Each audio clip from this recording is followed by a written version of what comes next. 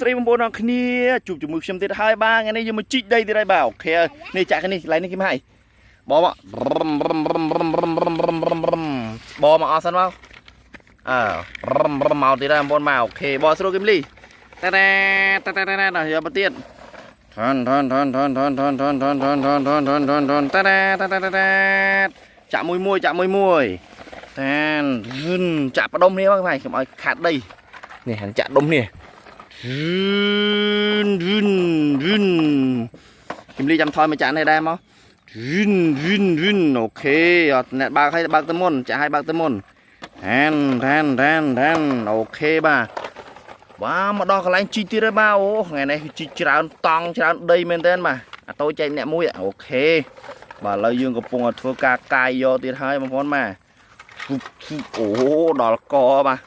ដីយើងរាយបបាយពេញហ្នឹងបងប្អូនបាទយ៉ាមកទៅអូអេស្កានេះជាហោះបាទឥឡូវកំពុងធ្វើការជីកយេទៅកងឡានលើកឡានទៅមកបាទ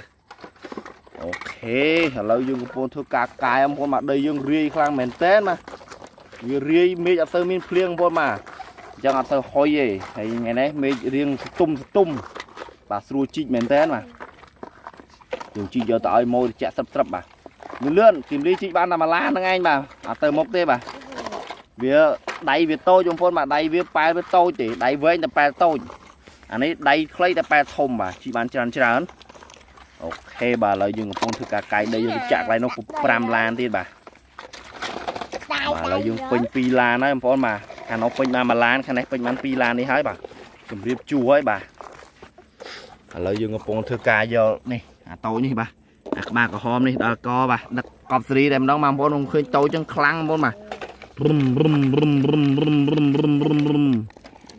អូខេឥ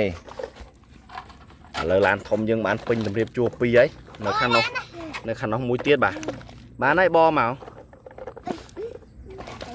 អូខេបាទឥឡូវឡានទឹកដីយើងធ្វើការពេញហើយបាទតយគូរហើយបាទឋានបាទអូខេគីលីមកបតយគូរបាទគីមឲ្យចាក់មុនវ៉ាវឋាន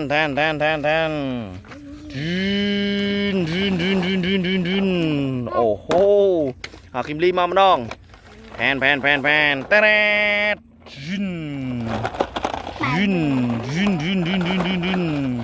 តែ